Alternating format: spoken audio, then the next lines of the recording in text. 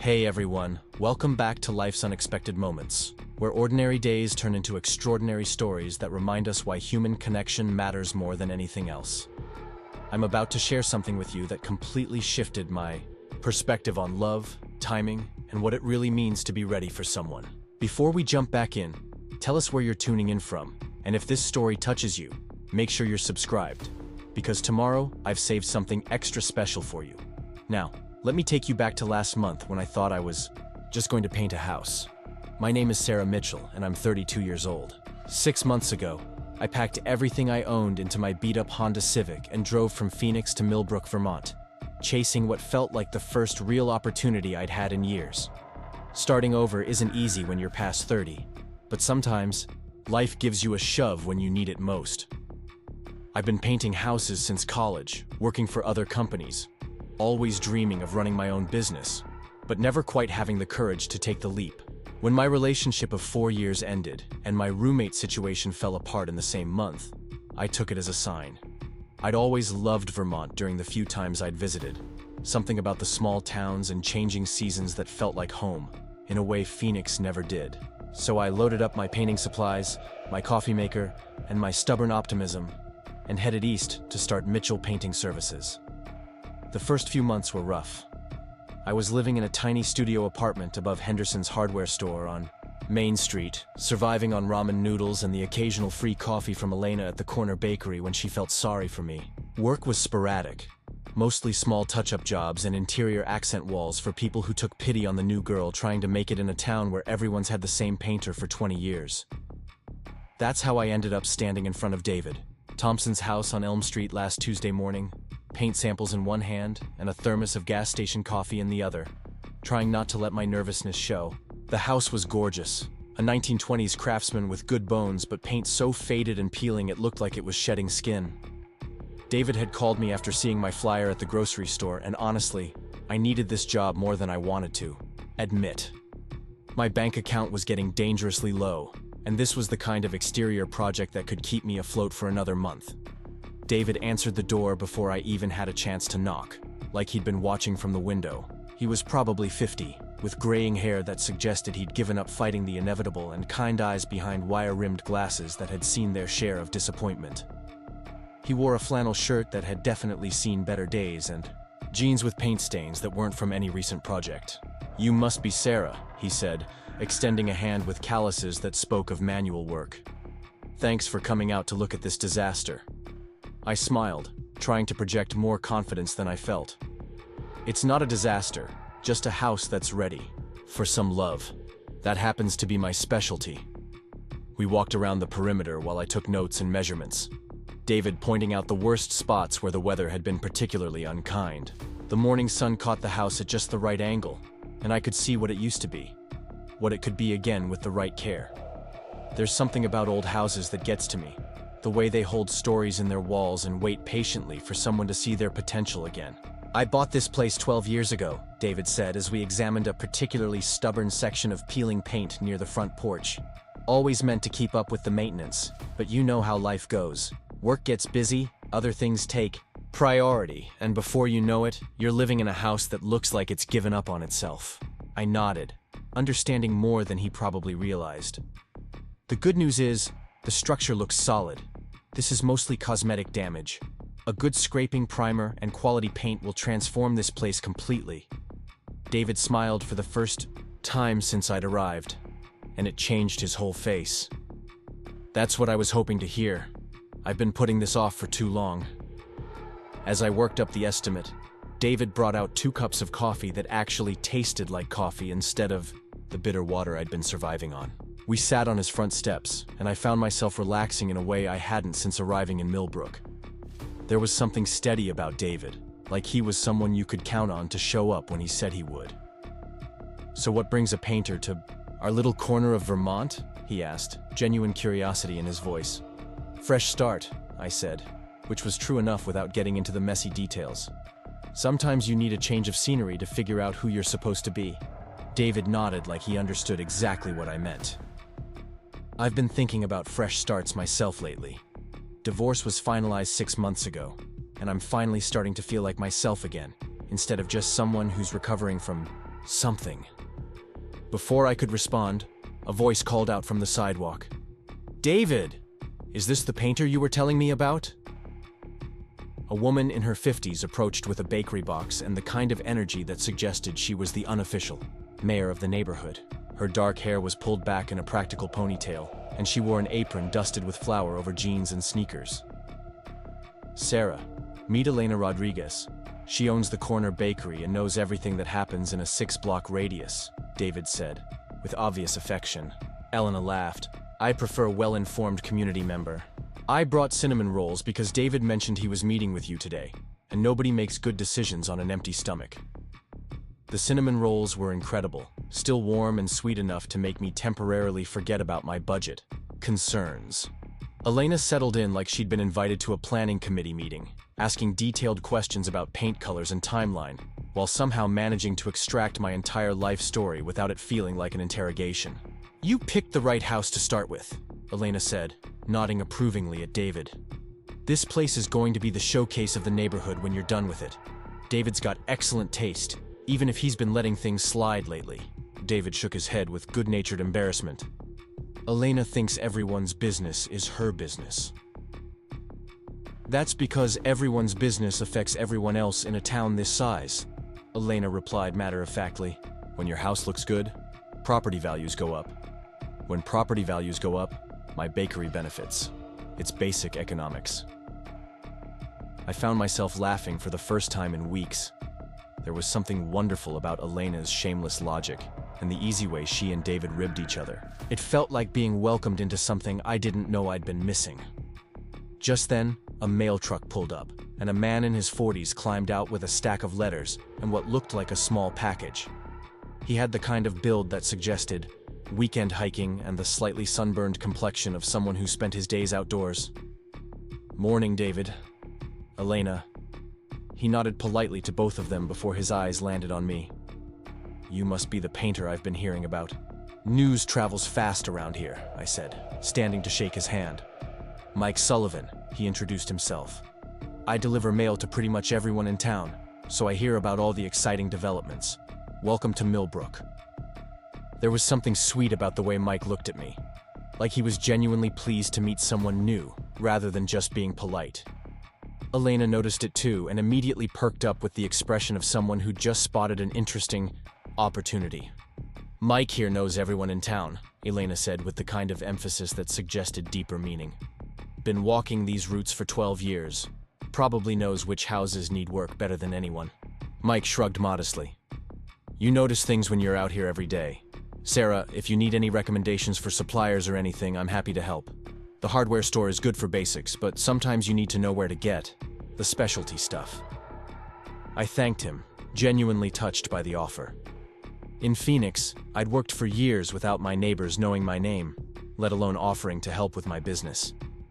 There was something both overwhelming and wonderful about this level of community attention. Preparing and narrating this story took us a lot of time, so if you are enjoying it, subscribe to our channel. It means a lot to us. Now back to the story. After Mike continued his route, and Elena headed back to the bakery with promises to check on our progress, David and I finished going over the project details. The estimate was fair, but significant, and I held my breath while he looked it over. "When can you start?" he asked finally.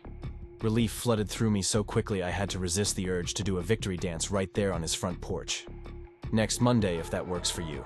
Weather's supposed to be good all week." "Perfect." David extended his hand again. "I'm looking forward to seeing what you can do with this old place." As I packed up my measuring tape and color samples, I felt something I hadn't experienced since arriving in Vermont. Hope. Not just about the job, though that was enormous, but about the possibility that I might actually be able to build something here. David, Elena, and Mike had shown me more genuine kindness in one morning than I'd experienced from most people in months. Walking back to my van, I turned for one last look at the house. In my mind, I could already see it transformed. Fresh paint bringing out the beautiful architectural details. The front porch looking welcoming instead of tired window trim that complemented, rather than detracted from the overall design. But more than that, I could picture David standing on that porch looking proud of his home again, and somehow that mattered more than just another job completed. Monday morning arrived with the kind of crisp October weather that makes Vermont famous. I'd spent the weekend gathering supplies and double-checking my equipment, partly from professionalism and partly from nervous energy. This felt like more than just a painting job. This felt like my real introduction to Millbrook, and I wanted to make the right impression. I arrived at David's house at 7:30, early enough to beat any potential neighborhood judgment about work starting too. Late, but not so early as to wake anyone up. David was already outside, coffee mug in hand, examining the areas we'd discussed like he was mentally preparing for surgery. "Ready to transform this old girl?" I asked, pulling on my work gloves. "More than ready," David replied. I realized yesterday that I haven't felt excited about coming home in years. That's about to change. Setting up my equipment felt like a ritual. Drop cloths to protect Elena's prized flower bed that bordered David's property, scrapers arranged in order, of size, primer and paint cans positioned for easy access. There's something meditative about the preparation that comes before transforming something, the careful consideration of each step that will lead to the final result. Mrs. Chen from next door appeared as I was setting up my ladder, moving with the deliberate pace of someone in her 70s who had learned that rushing was overrated. She wore gardening gloves and carried pruning shears, but it was obvious she was more interested in observing than actual gardening. "You're the painter everyone's talking about," she said without preamble. "I'm Margaret Chen. I've lived next door for 38 years, so I've watched this house go through its various phases." "Nice to meet you, Mrs. Chen. I'm Sarah Mitchell." "Margaret, please. Mrs. Chen makes me feel ancient." She examined my setup with the critical eye of someone who had high standards. "David's been talking about painting this house for 3 years. I was beginning to think it would fall down before he actually did anything about it." David laughed from where he was moving patio furniture away from the house. "Margaret doesn't believe in sugarcoating anything." "At my age, there's no point in pretending," Margaret replied. "Sarah, I hope you know what you're getting into with this project. David's a good man, but he has a tendency to overthink everything to the point of paralysis." "I heard that," David called out. "You were supposed to," Margaret shot back with obvious affection. As I began the careful process of scraping away decades of accumulated paint layers, David settled into a comfortable chair on his side porch with what appeared to be work documents, close enough to answer questions but far enough away to avoid flying paint chips. The work was methodical and oddly soothing, each section revealing the clean wood underneath that had been waiting patiently for attention. Around 10 o'clock, Elena appeared with a thermos of coffee and what she announced were test kitchen rejects that looked suspiciously like perfect croissants. "Thought you might need fuel," she said, setting up an impromptu break station on David's porch table. "How's the progress?" "Good," I said, climbing down to accept the coffee gratefully. "This old paint is stubborn, but the wood underneath is solid. That's half the battle." Elena nodded approvingly. "David picked well. You clearly know what you're doing." David looked up from his paperwork with a smile. "I'm discovering that Sarah has very definite opinions about the right way to do things." "That's because there is a right way to do things," I replied. "Shortcuts in preparation always show up in the final result." "See?" Elena said to David. "I told you she was perfect for this job." Something in the way Elena said perfect made me wonder if she was talking about more than just painting. But before I could analyze it further, Mike appeared with the mail and what looked like a small crowd of neighborhood observers who had found reasons to walk by David's house at exactly the same time. "Popular project," Mike observed, nodding toward the growing audience of dog walkers and joggers who were taking their time passing by. "Small town entertainment," David explained. "Watching someone else improve their property is apparently fascinating when you're avoiding your own home maintenance projects." Margaret snorted from where she was deadheading flowers with suspicious intensity. "Half these people have been putting off their own painting for years. Sarah's going to be booked solid if she does good work here." The idea of being booked solid in Millbrook sent a little thrill through me that I tried not to let show. 6 months ago, I'd never heard of this town, and now the possibility of building a real business here felt not just possible, but probable. As the morning progressed and the first section of clean, primed wood emerged, I caught David studying the transformation with an expression I couldn't quite read. There was satisfaction there, but also something deeper, like he was seeing possibilities he hadn't considered before. "Looks good," he said simply, but his voice carried more weight than the words suggested. "It's going to look amazing when it's finished," I assured him. "This house has incredible character. It just needed someone to see its potential again." David was quiet for a moment, then said something that caught me completely off guard. "That's funny. My ex-wife used to say I was like this house. Good bones, but too much accumulated damage to be worth the effort to restore." The casual way he delivered such a devastating statement made my chest tighten. I set down my scraper and looked at him directly. "Your ex-wife was wrong, was she?" David asked, and for the first time since I'd met him, he sounded uncertain. "David," I said firmly, "I've been doing this long enough to know the difference between something that's genuinely damaged and something that just needs the right kind of care. This house isn't broken. It's been neglected, which is completely different and completely fixable." Elena, who had been pretending to organize her bakery box while obviously listening to every word, nodded emphatically. "Sarah's absolutely right. Some people can't see past surface problems to recognize quality underneath." Margaret looked up from her suspiciously intense gardening. "Your ex-wife was an idiot, David. I never liked her." "Margaret," David protested, but he was laughing. "What? It's true. Some people are builders and some people are demolition crews. You married demolition when you needed construction." The frankness of Margaret's assessment seemed to lift something from David's shoulders. "Well, when you put it that way." "I always put things that way," Margaret replied. "It's one of the advantages of being old enough not to care about hurt feelings." Mike, who had been quietly sorting mail during this exchange, cleared his throat. "For what it's worth, David, I've been delivering mail to your ex-wife's new place across town. She's already complaining about everything from the water pressure to the neighbor's dog.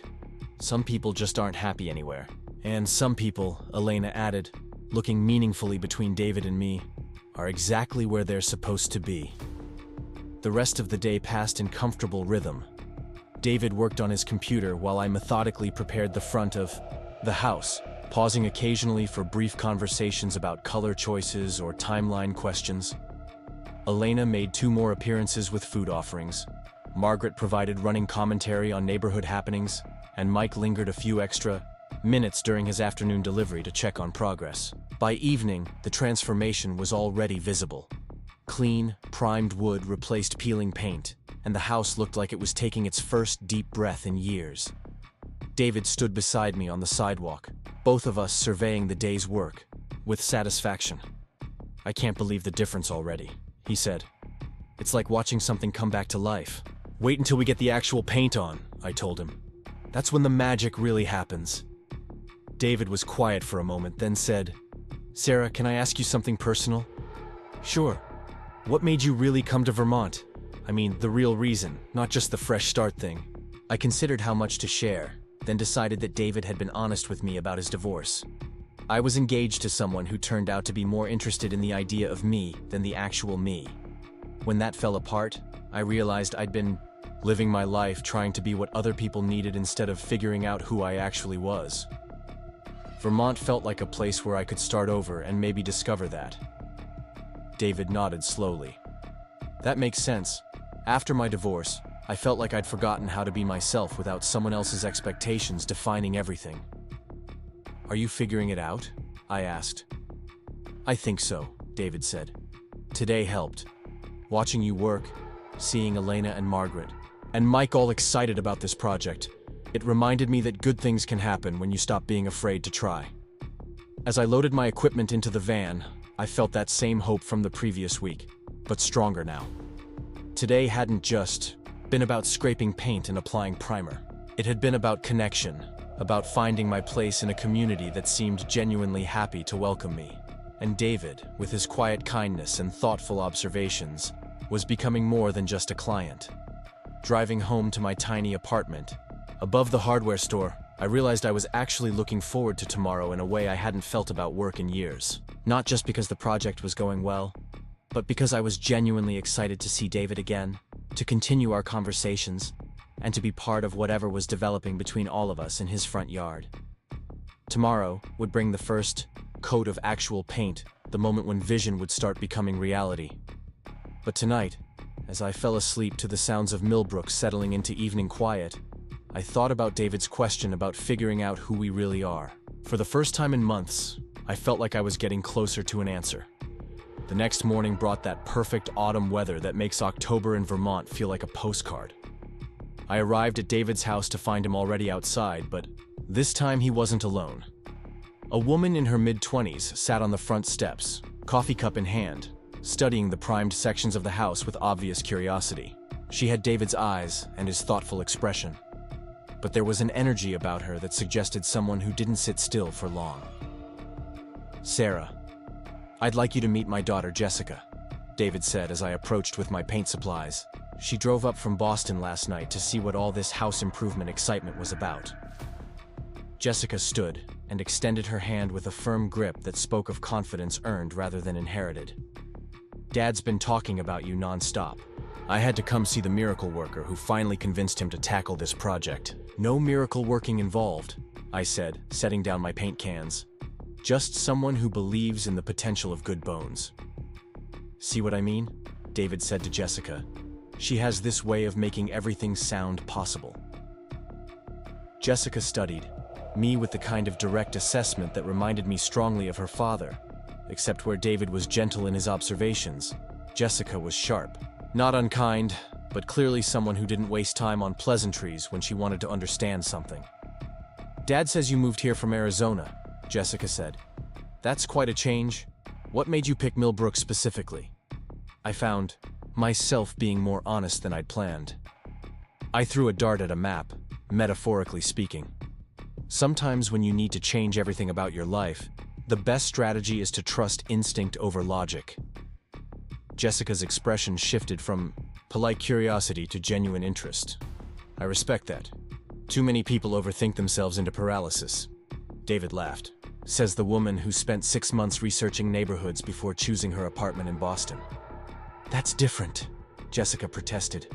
"That was practical research. Sarah's talking about intuitive leaps, which is much braver." As I began laying out the first coat of paint, forest green that would bring out the natural beauty of the house's trim work, Elena appeared, with what had apparently become her daily ritual of morning sustenance delivery.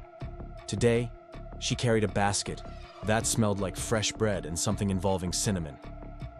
"Jessica!" Elena exclaimed, as if she hadn't seen her in years, rather than whatever interval it had actually been. "How long are you staying? Please tell me you're here long enough for Sunday dinner." "Just until tomorrow afternoon," Jessica replied, accepting a hug that suggested Elena was somewhere between family friend and honorary aunt. "Work calls, unfortunately." "What do you do in Boston?" I asked, curious about this confident young woman who seemed to light up everyone around her, just by existing. "Marketing for a tech startup," Jessica said. "Lots of caffeine, lots of deadlines, lots of pretending I know what I'm doing while figuring it out on the fly." "Sounds familiar," I said, thinking about my own career leap into self-employment. Margaret emerged from her house at that moment, moving with more purpose than I'd seen from her before. She carried a plate covered with a dish towel and wore an expression of someone on a mission. "Jessica Ann Thompson," Margaret called out in the tone of someone who had watched this young woman grow up. "You're too skinny. Come eat some proper food before you disappear back to Boston." "Margaret, I'm 25 years old," Jessica protested, but she was smiling as she said it. 25 is nothing. I have sweaters older than you. Eat." Margaret set the plate down on the porch, table with finality, then turned to me. "Sarah, you too. Can't paint properly if you're running on Elena's sugar bombs alone."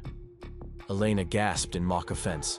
"My pastries are nutritionally balanced expressions of artistic genius." "Your pastries are delicious diabetes risks," Margaret replied matter-of-factly. "There's a difference." The easy banter between these 3 generations of women felt like watching a family that had chosen each other rather than simply inherited each other. Jessica clearly cherished both Elena and Margaret, despite the geographical distance that kept her from seeing them regularly. Elena fussed over everyone with the intensity of someone who expressed love through feeding people. Margaret dispensed advice and criticism with equal measure, but always from a place of obvious affection. As I worked on the first section of actual color, David settled into his usual spot with his laptop. But I noticed he was watching Jessica more than his screen. There was something wistful in his expression, like he was trying to memorize details he didn't get to see often enough. "Dad, you're staring," Jessica said without looking up from her phone. "Sorry," David said, not sounding sorry at all. "I'm just not used to having you here on a random Tuesday. It's nice." I know. I need to visit more." Jessica's voice carried guilt that suggested this was an ongoing conversation between them.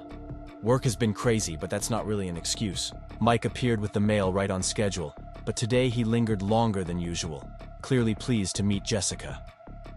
The two of them fell into easy conversation about Boston, where Mike had apparently lived for a few years after college, before returning to Vermont. "I love the city," Mike was saying, "but I missed being able to walk down the street and actually know the people I was greeting. In Boston, you can live next to someone for years and never learn their name." "That's true," Jessica agreed. "Sometimes I wonder if I'm missing out on the whole community thing by staying there." "But the career opportunities are important," David finished firmly. "Don't let anyone tell you otherwise, including nostalgic old men who miss having you around."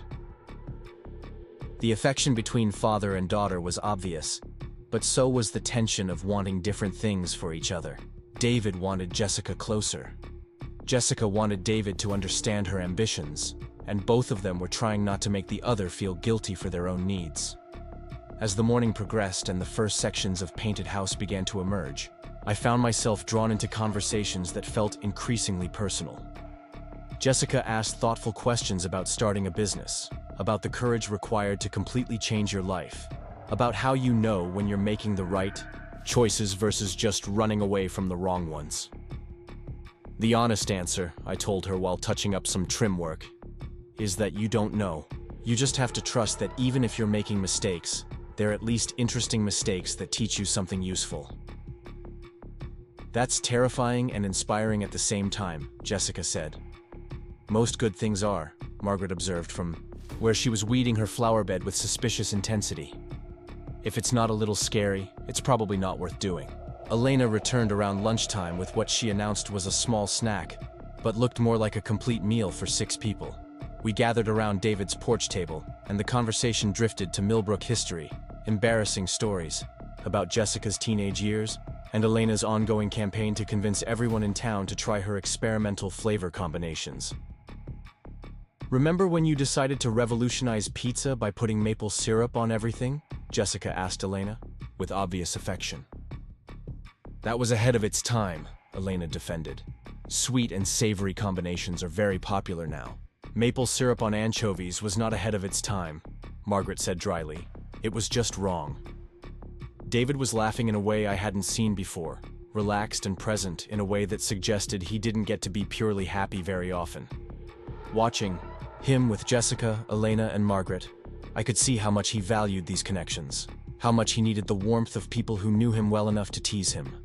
After lunch, as Jessica and David took a walk around the neighborhood to visit some of his other longtime neighbors, Elena helped me clean brushes while Margaret supervised from her porch.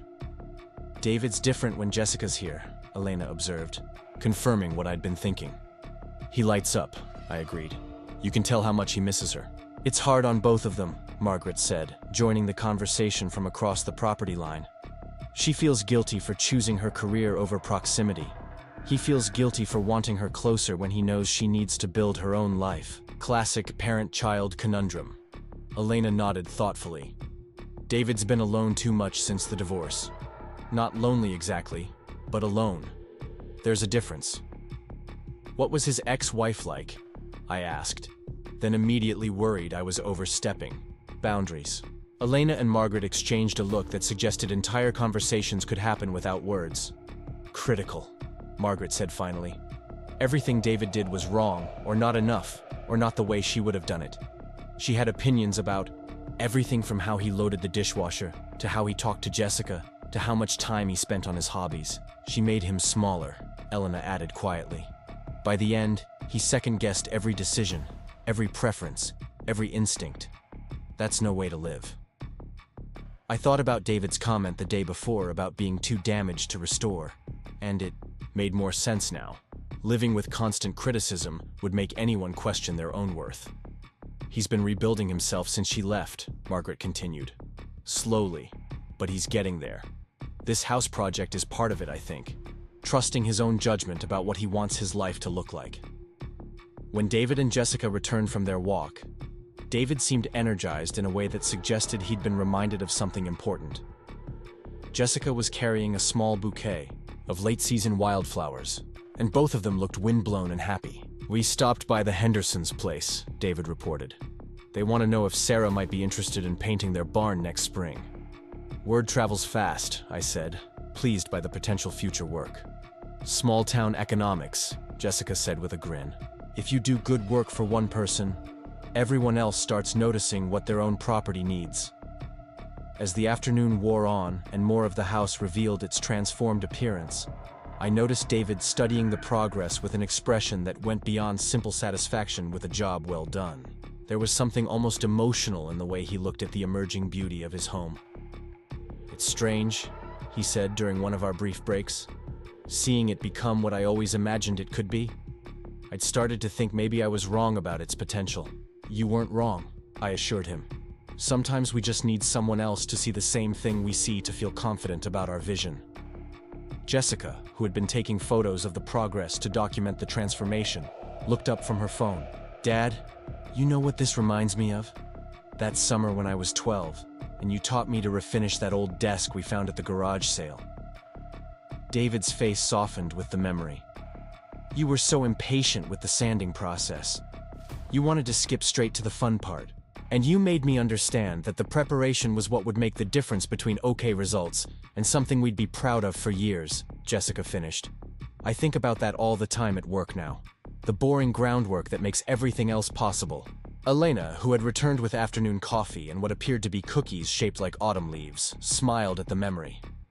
"David's always been good at seeing the long view, sometimes too good. He plans so thoroughly he forgets to actually start." "That's changing though," Margaret observed. "This house project proves it, and hiring Sarah proves it. Sometimes you have to trust people and take action even when you can't predict every outcome."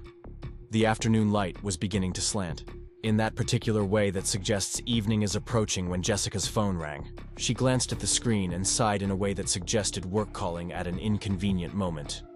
"I need to take this," she apologized, walking toward the backyard for privacy. David watched her go with the expression of a parent who knows their child's obligations will always compete with family time. "She works too hard," he said quietly. "She's building something," Elena replied. "That takes intensity. You of all people should understand that." "I do understand it," David said. "I just wish building her career didn't require being so far away." "Distance doesn't diminish love," Margaret said with the authority of someone who had lived long enough to test that theory multiple times. "Jessica knows you're here, knows you support her, knows she can come home anytime she needs to. That's what matters." When Jessica returned from her call, she looked stressed in a way she hadn't all day. "I'm sorry, but I need to drive back tonight instead of tomorrow morning. Crisis at work that can't wait." The disappointment on David's face was obvious, but he covered it quickly. "Of course. Work comes first." "Not first," Jessica corrected. "Just sometimes urgently. There's a difference."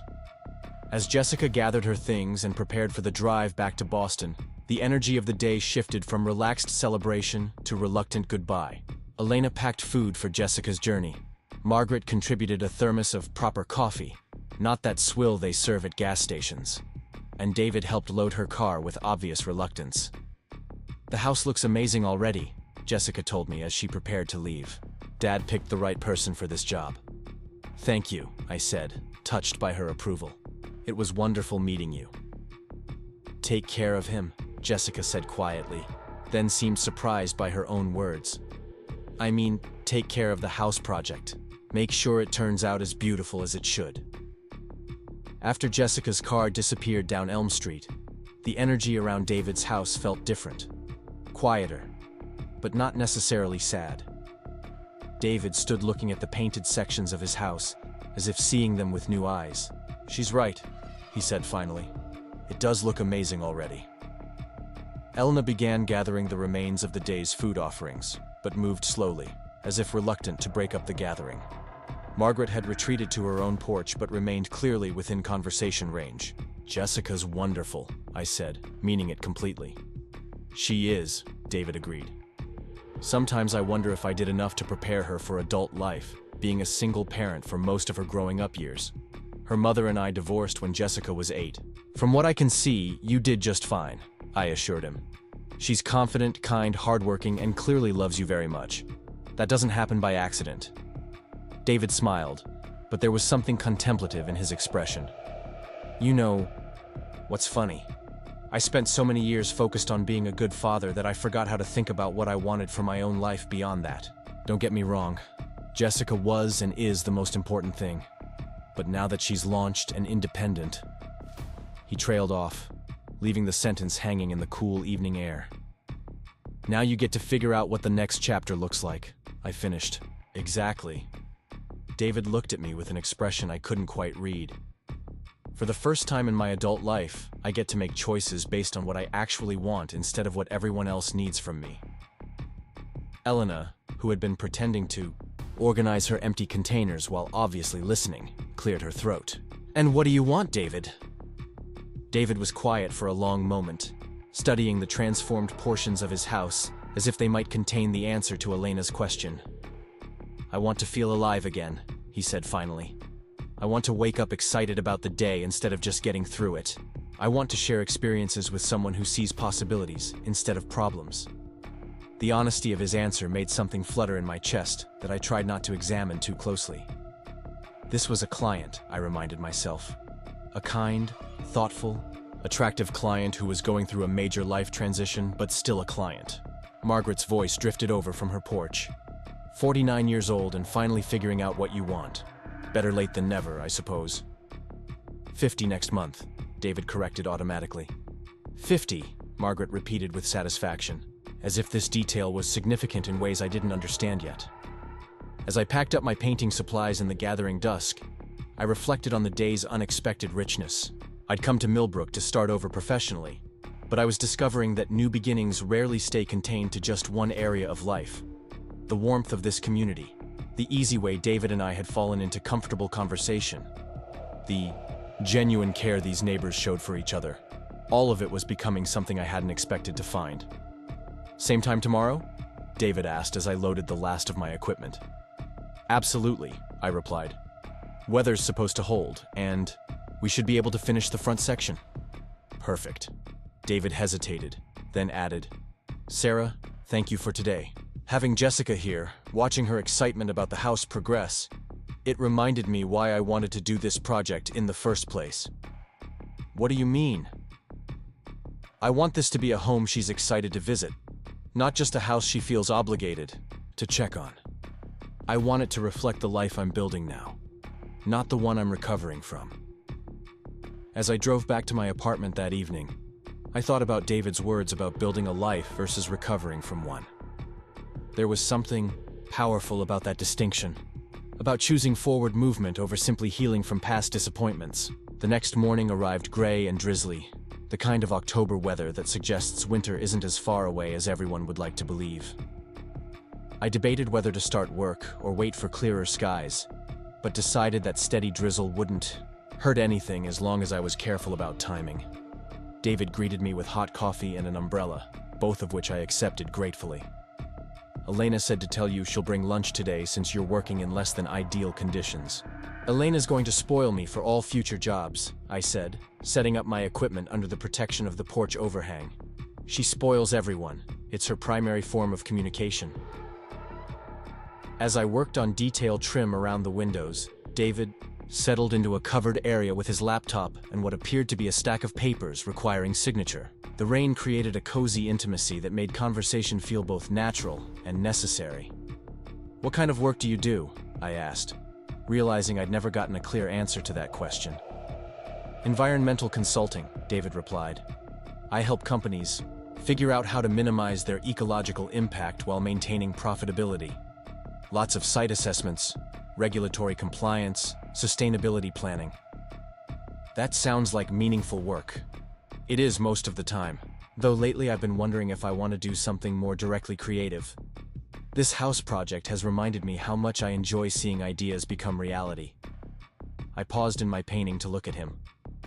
What would you do if you could do anything? David considered the question seriously.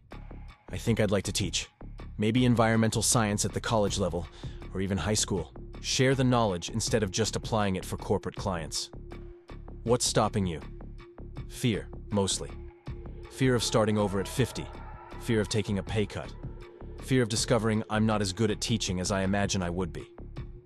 Those are all valid concerns, I said carefully. But they're also all survivable problems if they turn out to be real. David smiled. See? This is what I mean. You have this way of making challenges sound manageable instead of overwhelming. Before I could respond, Elena appeared despite the drizzle, armed with soup thermoses and an umbrella decorated with dancing vegetables that could only have come from Elena's personal collection. Rainy day comfort food, she announced, setting up another impromptu meal on David's protected porch. Margaret contributed bread, I provided soup, and the universe provided atmospheric ambiance. Margaret materialized from her house wearing a rain slicker that suggested she'd been prepared for this weather since approximately 1987. Atmospheric ambiance, she repeated dryly. That's a creative way to describe getting soaked. The soup was incredible. Something involving roasted vegetables and herbs that tasted like autumn condensed into liquid form. We ate standing under the porch overhang, watching the rain transform the newly painted sections of David's house into something that looked both fresh and timeless. You know what this weather makes me think of? Elena said, stirring her soup thoughtfully. Sunday dinners when I was growing up. My grandmother used to say rainy days were meant for staying inside with people you love, eating good food and telling stories. I love that philosophy, I said, meaning it. You should come to Sunday dinner this week, Elena said suddenly. I'm cooking for Margaret and David anyway, and company makes everything better. I hesitated, not sure if accepting would cross some invisible line between professional and personal relationships. David seemed to sense my uncertainty. Say yes, he said quietly.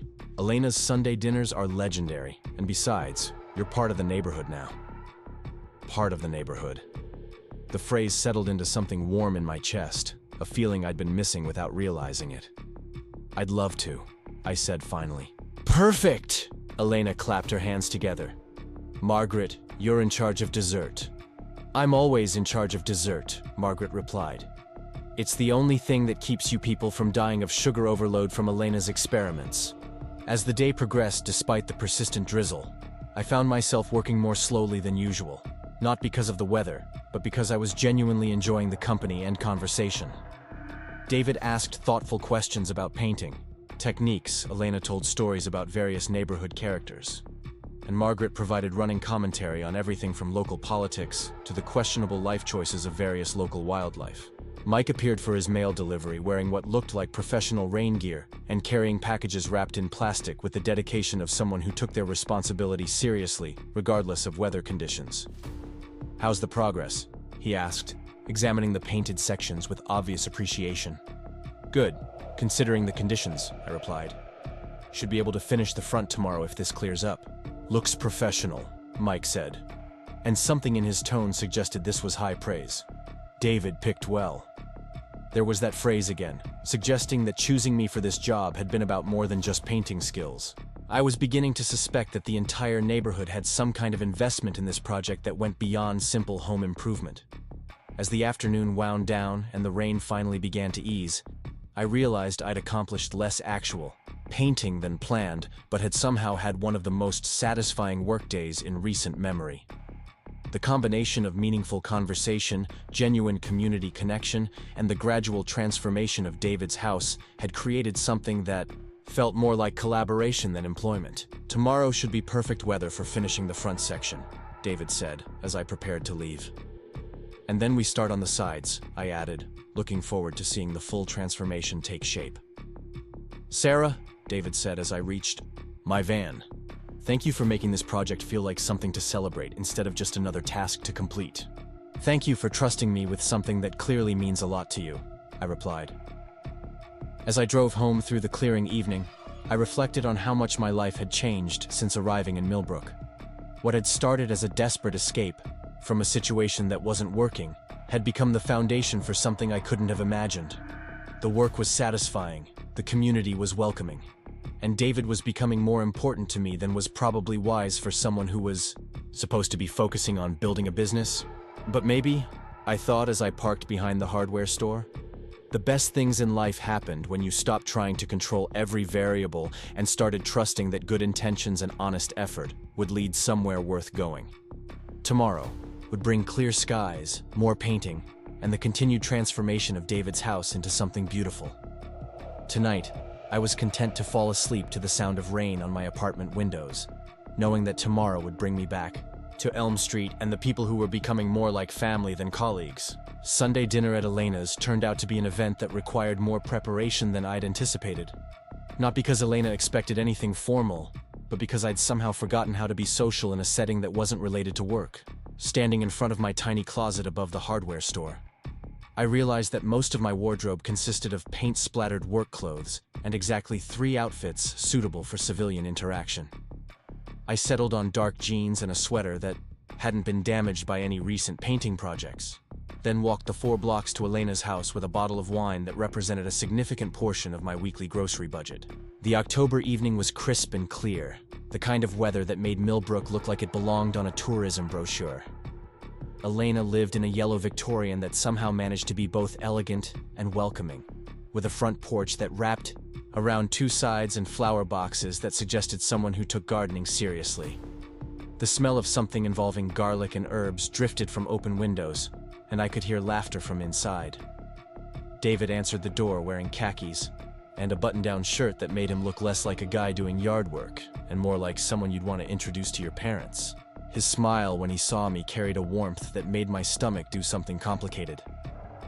"Perfect timing," he said, accepting the wine with obvious appreciation. Elena's been cooking since noon, and Margaret's been critiquing her techniques for almost as long. Inside, Elena's house was exactly what I'd expected. Warm, cluttered with books and plants and photographs, with the kind of furniture that prioritized comfort over style. Margaret sat in what was clearly her designated chair, wearing a dress that probably counted as formal wear by her standards, directing Elena's final preparations with the authority of someone who'd been doing this for years. "Sarah!" Elena called from the kitchen, emerging with a wooden spoon in one hand and what appeared to be a minor crisis expression. "Thank goodness you're here. Margaret thinks my risotto needs more salt, David thinks it needs more wine, and I think they're both wrong, but I can't trust my own judgment anymore." "Let me taste it," I said, accepting the offered spoon. The risotto was perfect, creamy and rich with just the right balance of flavors. "Elena, this is incredible. Don't change anything." Margaret snorted from her chair. "See? I told you it was fine. You never trust yourself enough." "Says the woman who insisted I add more salt," Elena shot back, but she was smiling. The dinner table was set with mismatched dishes that somehow worked perfectly together. Candles that flickered in the slight breeze from open windows, and enough food to feed twice as many people. Elena had clearly subscribed to the philosophy that cooking for 4 people required preparing for 8, just in case unexpected guests materialized. As we settled around the table, I felt that same sense of belonging I'd experienced during the painting project, but amplified. This wasn't just casual neighborly interaction. This was chosen family gathered around shared food, and somehow I'd been invited into something that felt both precious and completely natural. "So Sarah," Margaret said after we'd all served ourselves Elena's perfect risotto, "how long do you think you'll stay in Millbrook?" The question caught me off guard, partly because it was so direct, and partly because I realized I hadn't thought about leaving since the first week after arriving. "I don't know," I said honestly. "I came here thinking it was temporary, just a place to regroup and figure out my next move. But now you're discovering what the rest of us already know," Elena finished. "Millbrook gets into your blood. People come here planning to stay 6 months and wake up 20 years later, wondering where the time went." David looked at me across the table with an expression I couldn't quite read. "Is that a good thing or a bad thing, do you think? Waking up 20 years later in the same place?" Depends on whether you've been growing or just hiding, Margaret said with characteristic bluntness. Some people use small towns as an excuse to stop challenging themselves. And some people use small towns as a foundation for becoming who they're actually meant to be, Elena countered. Geography doesn't determine growth. People do. The conversation drifted to other topics, but David's question lingered in my mind.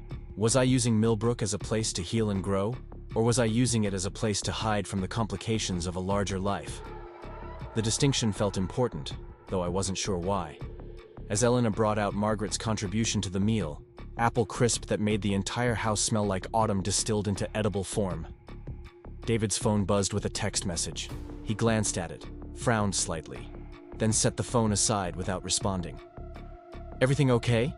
Elena asked with the concern of someone who genuinely cared about the answer. "Just work," David said. "Client who thinks environmental emergencies happen on Sunday evenings." "Dr. Peterson again?" Margaret asked knowingly. "Dr. Peterson always," David confirmed. "The man who discovered environmental consciousness 6 months ago and now wants to save the world by Tuesday." I found myself curious about David's work life in a way that went beyond polite conversation. "What kind of projects are you working on?" David's expression shifted to something more animated. "Currently, helping a manufacturing company transition to renewable energy sources, conducting biodiversity assessments for a proposed housing development, and trying to convince a local farm that sustainable practices will actually save them money in the long run." "He's being modest," Elena said. "David's work has prevented at least 3 environmental disasters in the past 5 years. He's the reason we still have clean drinking water, and why that awful development company couldn't build condos in the wetlands." "Elena exaggerates," David said, but he looked pleased by her assessment. "I just try to help people understand that environmental protection and economic viability aren't mutually exclusive." "That's exactly what good teachers do," I said without thinking. "Help people understand complex concepts in ways that make sense to them." David looked at me with surprise. "You remember me mentioning teaching? You said you'd been thinking about it. Environmental science, maybe high school or college level. You've been thinking about teaching?" Elena practically vibrated with excitement. "David, that's wonderful. You'd be amazing at it." "I don't know about amazing," David said, but there was something hopeful in his voice. "It's just an idea I've been considering. Probably not practical at this stage of life." Margaret fixed him with a look that could have melted steel. "David Thompson, you are 50 years old, not 80. 50 is young enough to start 3 new careers if you want to. Stop acting like your life is over." "Margaret's right," Elena added. "Besides, with your knowledge and experience, you'd bring so much more to teaching than someone straight out of college." I watched David process their encouragement, saw the way his posture straightened slightly, as if their belief in him was giving him permission to believe in himself. "There's actually a position opening at the community college next fall. Environmental science and sustainability studies. I've been thinking about applying." "Thinking about it, or actually going to apply?" I asked gently. David met my eyes across the table. "I've downloaded the application 3 times but haven't filled it out yet." "What's holding you back?" "Fear, mostly. Fear of change, fear of starting over, fear of discovering I'm not as good at it as I imagine." He paused, then added quietly, "Fear of making another major life decision that turns out to be wrong." The reference to his marriage was subtle but clear. Elena reached across the table and patted his hand with the affection of someone who'd watched him struggle through difficult transitions. "David," she said gently, "staying safe isn't the same as making good decisions. Sometimes the biggest risk is not taking any risks at all."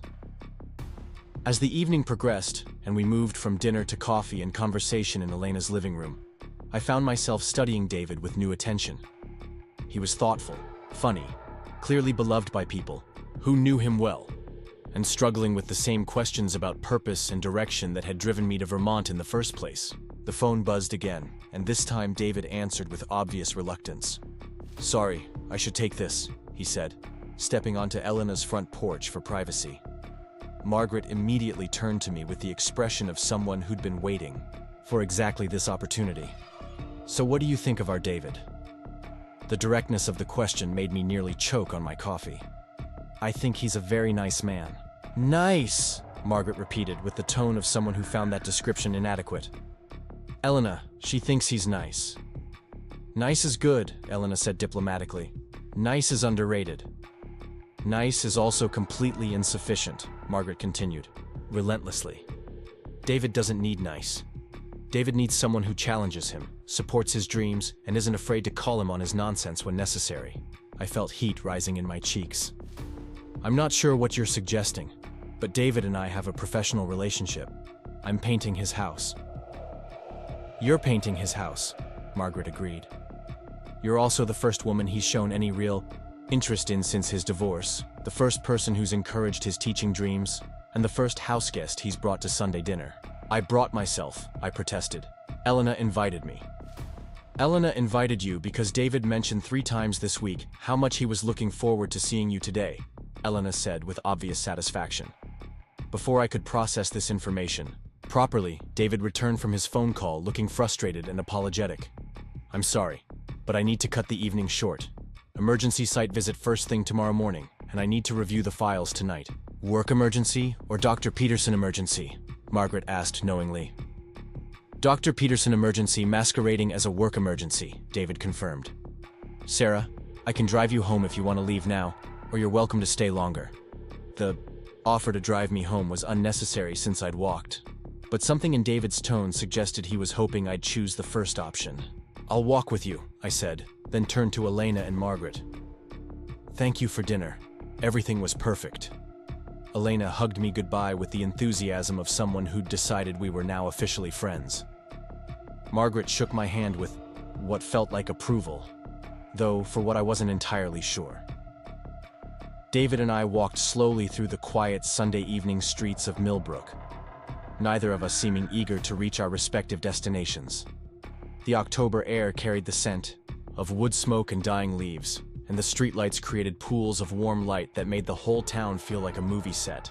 Thank you for coming tonight, David said as we turned onto Main Street. Elena and Margaret can be a bit overwhelming when they're tag teaming, but they mean well. They love you, I said simply. It's obvious how much they care about your happiness. David was quiet for a moment, then said, Sometimes I think they care more about my happiness than I do. What do you mean?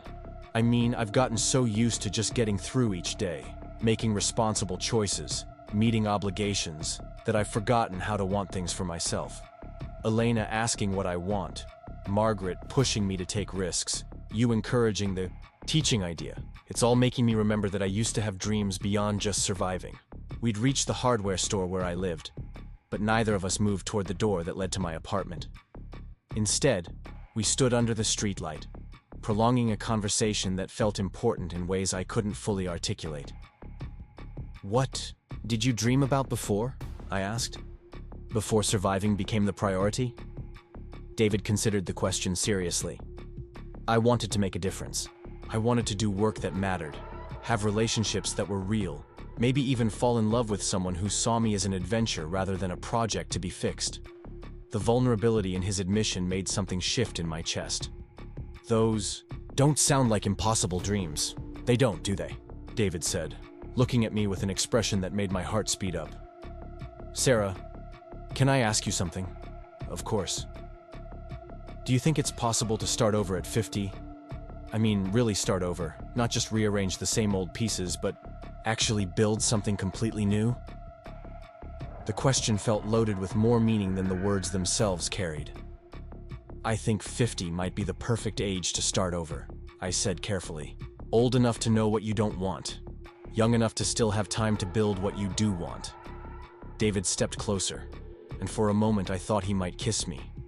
Instead, he reached out and touched my hand briefly, a gesture that felt both careful and significant.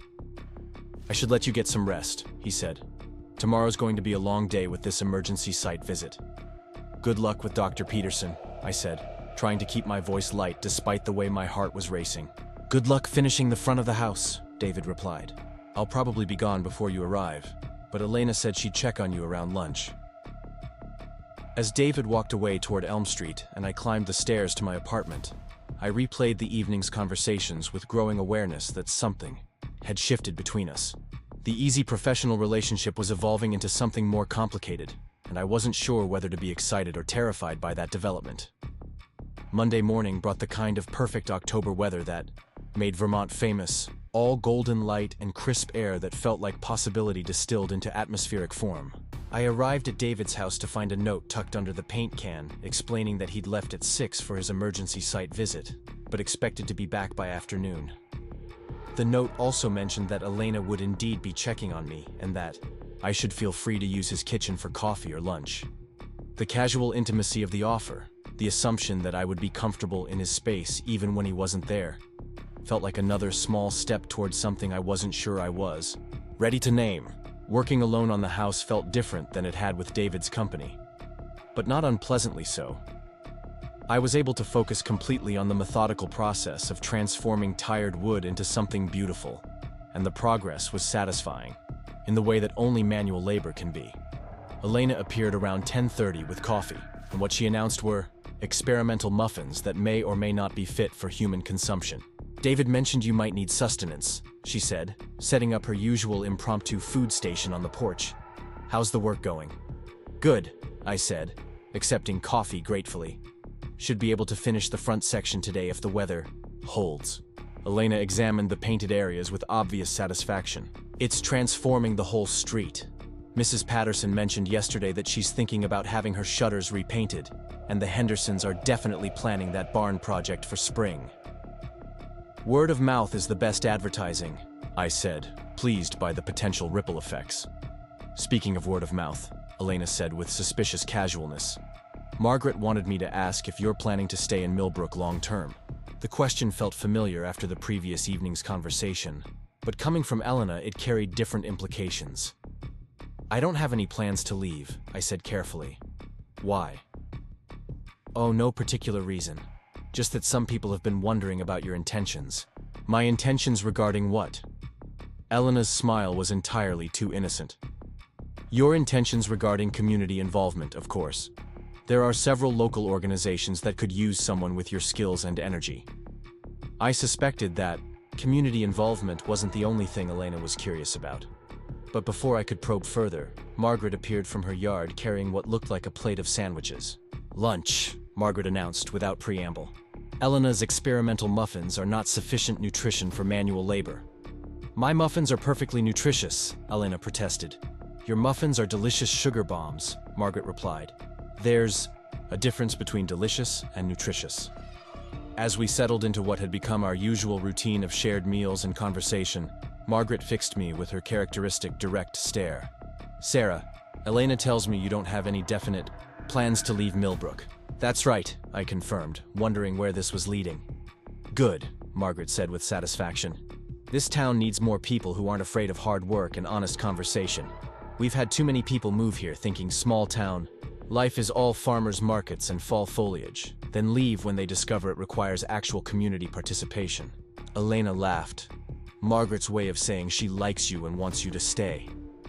"I can speak for myself," Margaret said dryly. "Sarah seems like someone who understands that good relationships require effort and commitment. That's rarer than it should be." Something in Margaret's tone suggested she was talking about more than just community relationships. But before I could analyze it further, Mike appeared with the mail and news that created an unexpected complication. "Sarah," he said, looking slightly uncomfortable, "I hate to be the bearer of awkward news, but there's someone at the post office asking questions about you." My stomach dropped. "What kind of questions?" "Personal questions. Where you live, how long you've been here, whether you're in a relationship." Woman in her 30s said she was an old friend trying to reconnect, but something felt off about it. Elena and Margaret exchanged concerned looks that suggested they were thinking the same thing I was thinking. "Did she give a name?" I asked, though I suspected I already knew the answer. "Amanda something. Said you two went way back." "Amanda. My former best friend and maid of honor who had disappeared from my life completely after my engagement fell apart. The same Amanda who had sided with my ex-fiancé in ways that still hurt to think about." "Did you tell her anything?" I asked, trying to keep my voice calm. Nothing specific, Mike assured me. Just said I'd pass along that she was looking for you if I saw you. But Sarah, if someone's making you uncomfortable, the whole neighborhood should know about it. The protective instinct in Mike's voice was touching, but it also highlighted how much my life had changed since arriving in Millbrook. 6 months ago, I had no one who would notice if someone was asking inappropriate questions about me. Now, I had 3 people ready to form a protective circle around information I hadn't even asked them to guard. Amanda's not dangerous, I said, though I wasn't entirely sure that was true. She's just someone from my past who probably wants to satisfy her curiosity about how I'm doing. Well, her curiosity can remain unsatisfied as far as I'm concerned, Margaret said firmly. If you don't want to talk to her, you don't have to talk to her. Elena nodded emphatically. This is your fresh start, Sarah. You get to decide who's part of it. As Mike continued his route and Elena and Margaret eventually returned to their respective homes, I tried to focus on finishing the painting work. But Amanda's unexpected appearance in my new life had unsettled me in ways I wasn't prepared for. Amanda represented everything I'd left behind in Arizona. The judgment, the complicated loyalties, the way my failed engagement had somehow become community property for people to discuss and analyze. Her showing up in Millbrook felt like the past refusing to stay in the past, and I didn't know how to handle that intrusion into the new life I was building. By the time David returned from his site visit in the late afternoon, I'd finished the front section of the house and worked myself into a state of anxious overthinking that was probably visible from space. The house looked incredible. The forest, green paint bringing out architectural details that had been hidden under years of faded color. But I couldn't summon the satisfaction I should have felt about the completion. Sarah, David said, climbing out of his truck with the exhausted expression of someone who'd spent the day dealing with Dr. Peterson's environmental emergencies. The house looks amazing, even better than I imagined. Thank you, I said, but my voice lacked the enthusiasm the compliment deserved. David studied my face with the attention of someone who'd learned to read people carefully. Everything okay? You look like something's bothering you. The question opened a door I hadn't realized I wanted to walk through. Someone from my past showed up today asking questions about me. Someone I was hoping would stay in the past. Want to talk about it? I found myself telling David about Amanda, about the way my failed engagement had imploded. Not just my relationship, but also several friendships. About the feeling that coming to Vermont had been as much about escaping judgment as it had been about finding opportunity. David listened without interrupting, then said quietly, "People from our past don't get to vote on our future unless we give them that power." What do you mean? I mean, Amanda's opinion about your life choices only matters if you decide it matters. You're not the same person who left Arizona, and you don't owe anyone explanations about who you're becoming. The simplicity of his perspective felt both revolutionary and obvious. When did you get so wise about moving forward? David smiled ruefully. About 6 months ago, when my ex-wife spent an entire phone conversation explaining everything that was wrong with my post-divorce life choices. That's when I realized I could either keep living my life seeking approval from people who didn't want me to succeed, or I could start making decisions based on what felt right to me. And what feels right to you? David looked at me with an expression that made my heart skip several beats. This, he said simply. This house project, this community, this conversation with you. All of it feels more right than anything has in years. As we stood there in the golden late afternoon light, surrounded by the evidence of work well done, and the promise of more projects to come, I realized that David was right about not giving people from the past voting rights on the future. Amanda's curiosity about my new life was irrelevant to the actual living of that life. Tomorrow we start on the side sections, I said, focusing on the concrete plans that lay ahead. Tomorrow we start on the side sections, David agreed. And Amanda can wonder about whatever she wants to wonder about from a safe distance. As I packed up my equipment and prepared to head home, I felt the settled confidence that comes from being supported by people who actually know you, as opposed to people who think they remember who you used to be. Whatever Amanda wanted, it couldn't compete with the reality of what I was building in Millbrook with David and Elena and Margaret and Mike, and this house that was becoming more beautiful every day. The past was welcome to stay in the past. The future was happening right here, one brush stroke at a time. The rest of the week passed in a comfortable rhythm that felt like the kind of life I'd always imagined having but never quite managed to create. Each morning I'd arrive at David's house to find him already outside with coffee. Each afternoon brought visits from Elena with food and Margaret with commentary. And each evening ended with David and me standing in his front yard, surveying the day's progress and talking about everything except the growing tension between us. By Friday, the entire front and east side of the house were complete, and the transformation was remarkable enough that cars had started slowing down as they passed, drivers craning their necks to admire the work. The forest green paint had brought out details in the woodwork that had been invisible under layers of faded color, and the cream trim made the whole structure look both elegant and welcoming. David had taken to working outside whenever possible, claiming he needed fresh air but obviously enjoying the opportunity to watch the progress. I'd caught him photographing different angles of the house when he thought I wasn't looking, and something about his obvious pride in the transformation made my chest feel warm and tight. Friday afternoon brought an unexpected visitor that changed everything. I was touching up some detail work around the front porch when a silver sedan pulled up across the street. The woman who emerged was unmistakably Amanda, even though she'd changed her hair color and lost weight since I'd last seen her. She stood beside her car for a moment, studying the house and obviously trying to decide on her approach. David was on a work call inside, Elena was at the bakery, and Margaret was nowhere to be seen. For the first time all week, I was effectively alone when confronted with this ghost from my past life. Amanda crossed the street with the confident stride of someone who'd never been told she wasn't welcome anywhere. She wore designer jeans and a sweater that probably cost more than my monthly grocery budget, and her smile carried the kind of calculation I'd forgotten she was capable of. "Sarah Michelle Roberts," she said, using my full name in the way she always had when she was trying to establish some kind of authority. "Look at you, all domestic and covered in paint. This is quite the little life you've built for yourself." "Hello, Amanda," I said, setting down my brush and trying to project more calm than I felt. "What brings you to Vermont?" "Oh, you know me. I was in the area for work and thought I'd look up my dear old friend. See how you're settling into your little escape fantasy." The casual cruelty in calling my new life an escape fantasy was pure Amanda, designed to make me question my choices without her having to state any actual criticism directly. 6 months ago, it might have worked. Today, surrounded by the evidence of work I was proud of and a community that had embraced me, it just sounded petty. "It's not an escape," I said evenly. "It's a life." Amanda laughed, the sound carrying just enough edge to make it clear she found my response amusing rather than convincing. "Sweetie, painting houses in a town nobody's ever heard of is literally the definition of running away. But hey, if it makes you happy." Before I could respond, the front door opened and David emerged, having apparently finished his call. He took in the scene quickly, his expression shifting from curiosity to protective alertness as he assessed Amanda's body language and my obvious discomfort.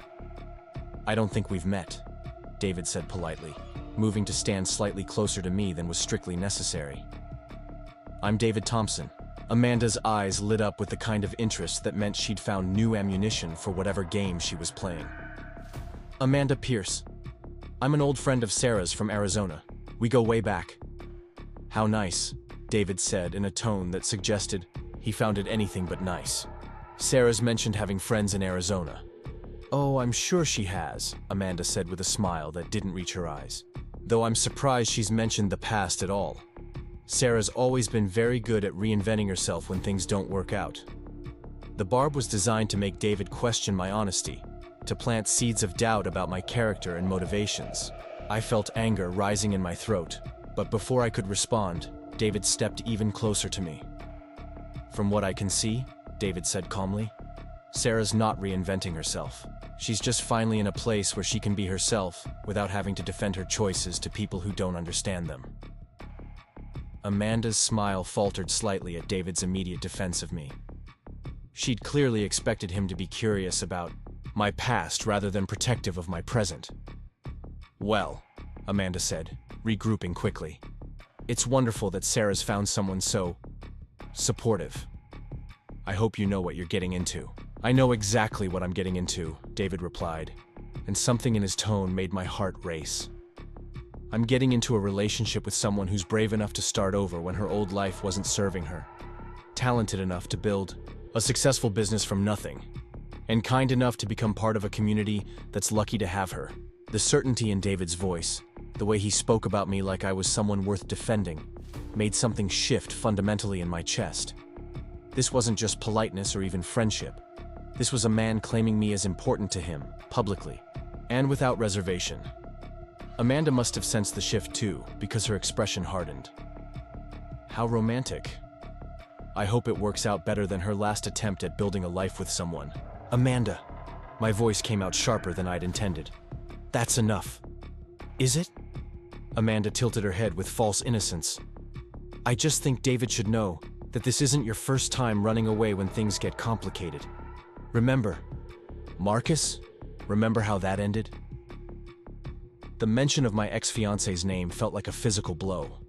Not because I still cared about him, but because Amanda was weaponizing my most painful failure to try to damage something good I was building. But before the old shame could take hold, David's hand found mine. Amanda, David said, his voice carrying a steel I hadn't heard before. I think it's time for you to leave. Excuse me? You heard me. You've said what you came to say, which apparently was to try to make Sarah feel bad about choices she's made to improve her life. Mission unsuccessful. Now you can leave. Amanda looked genuinely shocked that her performance hadn't achieved its intended effect. She'd clearly expected to plant enough doubt and shame to destabilize whatever was developing between David and me. But instead, she'd accidentally forced David to articulate exactly how he felt about me. Fine, Amanda said, her mask finally slipping enough to show the anger underneath. But don't say I didn't warn you when she disappears again the first time things get difficult. As Amanda walked back to her car, David kept hold of my hand, a gesture of solidarity that felt more intimate than any kiss might have.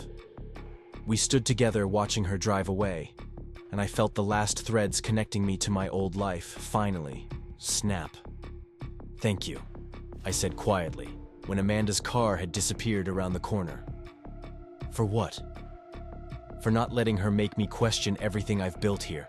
David turned to look at me directly, his hand still holding mine. Sarah. Nothing Amanda said changed anything for me. If anything, it made me realize how much I don't want to waste any more time pretending what's happening between us is just professional. My heart stopped, then started again at double speed. David.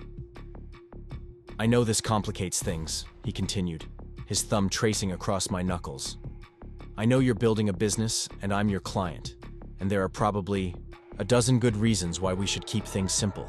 But I can't keep pretending I don't look forward to seeing you every morning more than anything else in my day.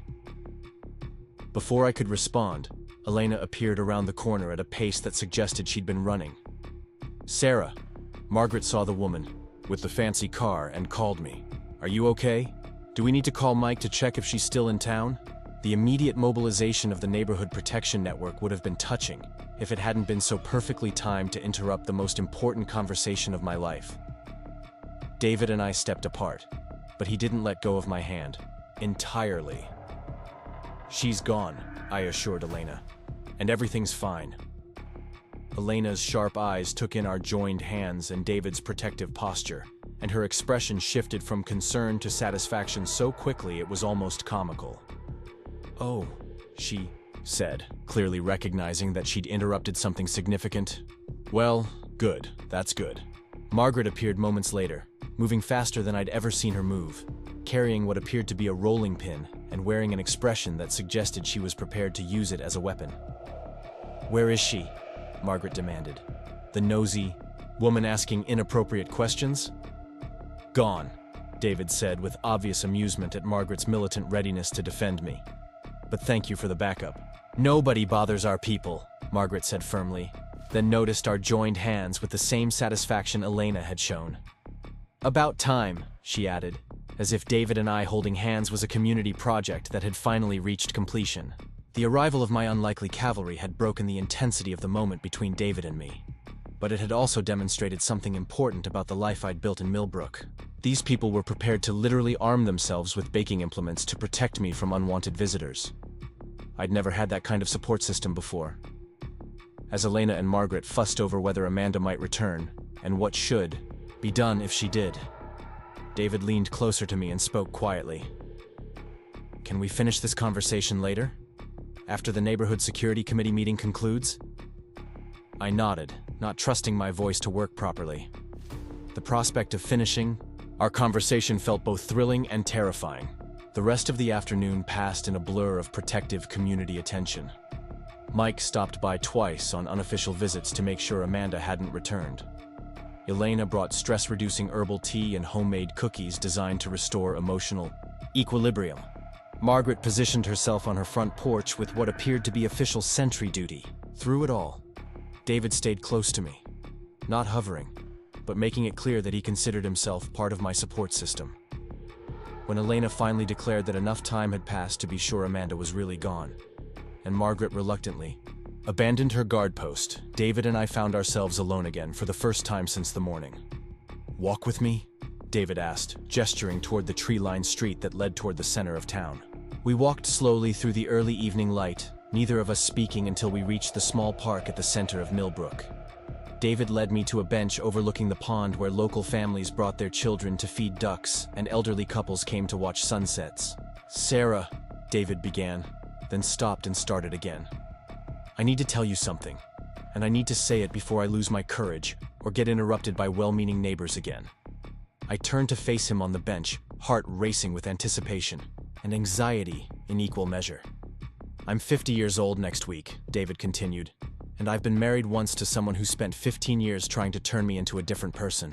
When she finally left, I thought I was done with relationships. I thought I was too old, too set in my ways, too damaged from all those years of being told I wasn't enough." He paused, looking out over the pond as if gathering his thoughts from the reflection on the water. "But then you showed up with your paintbrushes and your way of seeing potential in things other people have given up on, and everything changed. You made me remember that I used to have dreams beyond just getting through each day. You made me want to apply for that teaching position, made me want to fix up my house, made me want to be the kind of man who deserves someone as remarkable as you." I felt tears starting in my eyes, but they were good tears, the kind that come from hearing something you've hoped for but didn't dare expect. "The thing is," David continued, turning back to look at me directly, "at 50, I'm finally ready for my first real marriage. Not the kind where you spend years trying to change each other or prove you're worthy of love, but the kind where you choose each other every day because being together makes both of your lives better." There it was, the statement that would become the title of this story, the moment when everything I thought I understood about my life in Millbrook shifted into something entirely new. "David," I whispered, not sure if I was about to laugh or cry or both. "I know it's fast," he said quickly, as if afraid I might flee if he gave me too much time to think. "I know we've only known each other for a few weeks, and I know you came here to build a business, not to fall in love with a middle-aged environmental consultant who's still figuring out what he wants to be when he grows up." "David," I said, again, reaching for his hand to stop the flow of anxious explanation. "Stop talking for a minute." He stopped talking, but his eyes searched my face with the intensity of someone whose entire future happiness depended on my response. "I didn't come to Vermont looking for love," I said carefully. "I came here looking for a life that felt like it belonged to me instead of to someone else's expectations. But what I found was both. A life and love, and a community that sees me as I actually am instead of who they think I should be." David's expression shifted from anxiety to hope. "Does that mean—" "It means yes," I said, laughing at the way his face lit up like a teenager who'd just been asked to prom. "Yes to whatever this is. Yes to figuring it out together. Yes to the possibility that sometimes the best things happen when you're not looking for them." David kissed me then, soft and careful and full of promise, while the sun set over the pond, and somewhere in the distance, I could hear Elena calling to Margaret about something that required immediate consultation. It was the kind of kiss that felt like coming home and setting out on an adventure at the same time. When we finally separated, David rested his forehead against mine and smiled. "So what happens now?" "Now I finish painting your house," I said, "and you apply for that teaching position, and we see what it looks like to build something together instead of alone." "I love that plan," David said, "though I should probably mention that Elena's been planning our wedding since about the second day you started working on the house." I laughed, thinking about Elena's obvious matchmaking efforts and Margaret's pointed comments about David needing someone who wasn't afraid to challenge him. "How do you know about Elena's wedding plans?" "She's been leaving bridal magazines on my porch with strategic bookmarks," David admitted. "Very subtle, our Elena." As we walked back toward Elm Street hand in hand, I marveled at how completely my life had changed in the span of a few weeks. I'd arrived in Millbrook with nothing but paint supplies and hope, and somehow I'd found work that satisfied me, a community that embraced me, and love with a man who saw potential in me the same way I saw potential in his beautiful old house. The next morning, I arrived at David's house to find him waiting with coffee and a smile that made my heart skip several beats. The work routine was the same as it had been all week, but everything felt different now that we'd acknowledged what was developing between us. Elena appeared with breakfast pastries and news that she'd already heard about our conversation in the park, though she claimed the source of her information was simply community awareness, rather than any specific surveillance. "I'm so happy for both of you," Elena said, beaming at us like we were her personal success story. I knew from the moment Sarah walked into the bakery that first week that she was exactly what David needed. "What gave it away?" I asked, curious, about Elena's matchmaking instincts. "The way she asked questions about the community," Elena replied, "not like someone looking for entertainment or convenience, but like someone looking for home. And the way David started smiling again after she started working on the house. Real smiles, not just polite ones." Margaret appeared right on schedule, with her own contribution to the morning celebration. "About time you two figured out what the rest of us could see from day one," she said with characteristic bluntness. "Now, Sarah can stop pretending she's not completely besotted, and David can stop moping around like a lovesick teenager." "I don't mope," David protested. "You absolutely mope," Margaret replied. "Elena, tell him he mopes." "You mope beautifully," Elena said diplomatically. "Very romantic moping." As I worked on the final sections of the house that morning, I found myself thinking about David's declaration about being ready for his first real marriage. The phrase had stuck with me not just because it was romantic, but because it perfectly captured what I'd been looking for without knowing it. Not just a relationship, but a partnership built on mutual respect and shared dreams, rather than convenience or compromise. Mike appeared with the mail and congratulations that suggested the entire neighborhood had been invested in our romantic development. "Glad you two finally figured it out," he said with genuine warmth. "David's been talking about you nonstop since the first day you started work here." "Really?" I asked, pleased by this intelligence. "Really," Mike confirmed. "Also, there's a letter for you from the community college. Looks official." David accepted the letter with obvious nervousness, then looked at me. "Would you mind if I opened this now? I applied for the teaching position yesterday, and I don't think I can wait until later to find out." "Open it," I encouraged, setting down my brush to watch. David tore open the envelope with hands that shook slightly, read the contents quickly, then broke into a grin that transformed his entire face. "They want to interview me next week," Elena squealed with excitement loud enough to bring Margaret running from her yard. "David! That's wonderful! Oh, this is the best day ever!" "What's wonderful?" Margaret demanded, not wanting to miss any significant developments. "David got called for an interview at the college," I explained, feeling almost as excited as if I'd received good news myself. Margaret nodded with satisfaction. "Of course he did. Anyone with sense can see that David would be an excellent teacher. It's about time he applied for something that would use his brain properly." As David called Jessica to share the news, I reflected on how perfectly everything was falling into place. The house was nearly finished and looked better than I'd dared hope. My business was already generating interest from other potential clients. David was pursuing his dream job. And somehow, in the middle of all this positive change, we'd found each other. The afternoon brought a steady stream of neighbors stopping by to admire the finished sections of the house and offer congratulations on what Margaret had apparently announced as our official courtship. The attention was overwhelming, but also wonderful, like being welcomed into a family that had been waiting for me to arrive. As evening approached and I prepared to pack up my equipment, David appeared with a bottle of wine and 2 glasses. "I thought we should celebrate," he said. "The house, the interview, us, all of it." We sat on his newly painted front porch, watching the sunset paint the sky in colors that complemented the house's new appearance, and talked about plans and dreams and the future we were starting to build together. "Sarah," David said as the last light faded and the streetlights began to flicker on, "I want you to know that whatever happens with the teaching job, whatever happens with anything else, meeting you has changed my life in ways I didn't know were possible." "You changed mine too," I replied. "I came here thinking I was just looking for work, but I found a whole life I didn't know I wanted." "What do you think comes next?" David asked. I looked around at the beautiful house we'd transformed together, thought about the community that had embraced us both, considered the love that had grown between us as naturally as Elena's flowers grew in her garden. "I think," I said, taking David's hand and feeling completely certain for the first time in years, "we paint the rest of the house, you get that teaching job. Elena plans a wedding whether we ask her to or not, and we build something beautiful together." "I love that plan," David said, and kissed me again under the porch light of his perfectly painted house, surrounded by the sounds of a community that had become home. 6 months later, as I write this story in the sunny kitchen of the house, that's now ours. I can see David grading papers at the dining room table and Elena's bakery through the front window. Margaret is in her garden, probably planning to bring us vegetables we didn't ask for, and Mike will arrive soon with mail and whatever neighborhood news requires immediate discussion.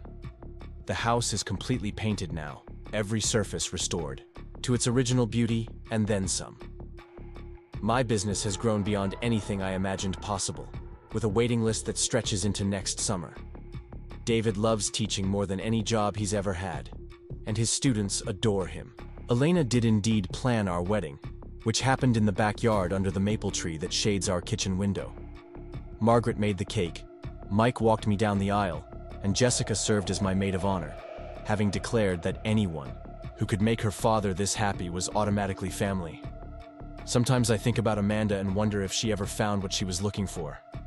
But mostly I think about how grateful I am that I had the courage to leave a life that wasn't working and trust that something better was possible. At 51, David was indeed ready for his first real marriage, and at 33, I was ready to stop running from love and start building toward it instead. Sometimes the best stories begin with the simplest things: a house that needs painting, a person who needs hope, and the courage to believe that transformation is always possible when you're willing to do the work. The morning I discovered David standing in our kitchen at 5:30 a.m., fully dressed and staring at an acceptance letter with the intensity of someone trying to decode hieroglyphics, I knew our peaceful newlywed phase was about to become significantly more complicated. We'd been married 8 months, settled into a rhythm that felt like the kind of domestic happiness I'd read about, but never quite believed was real. And now, something had clearly shifted overnight. "David?" I said quietly, not wanting to startle him. "Everything okay?" He looked up with the expression of someone who'd been wrestling with a decision for hours. The acceptance letter in his hands bore the letterhead of the University of Colorado, and even from across the kitchen, I could see enough official language to understand this was significant. "Remember last fall when I mentioned applying for that research fellowship?" David said carefully, as if testing how the words would sound out loud. "The one focused on sustainable agriculture practices in drought-affected regions?" I remembered. He'd talked about it during one of our evening walks, describing it as a dream opportunity that would probably never materialize. The application had been a long shot, something he'd done more to prove to himself he was still willing to take professional risks than because he expected any real outcome. "The fellowship," I said, "you should absolutely apply for, even though you were convinced you'd never get it?" I asked, pouring coffee for both of us with hands that had suddenly become less steady than usual. "That would be the one."